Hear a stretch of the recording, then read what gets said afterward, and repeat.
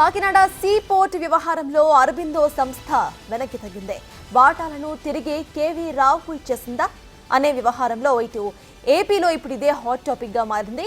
3 రోజుల క్రితం బదిలీ కార్యక్రమం గుట్టుగా జరిగిందని టాక్ నడుస్తోంది.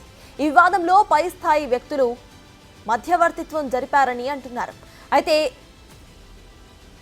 ఇటు సెజన్ మర్చిపోవాలంటూ కేవీ రావుకు షరతు విధించారని, దానికి బదులుగా పోర్ట్లో గతంలో లాక్కున్న 41.12% వాటాలు తిరిగి బదిలీ చేశారని ప్రచారం జరుగుతోంది. తనను బెదిరించి పోర్ట్లో వాటాలు లాగేసుకున్నారని గత నెలలో కేవీ రావు సిఐడికి ఫిర్యాదు చేశారు. అటు సిఐడి ఫిర్యాదు ఆధారంగా 494 కోట్ల చెల్లింపులపై ఈడీ మనీ లాండరింగ్ కేసు నమోదు చేసింది.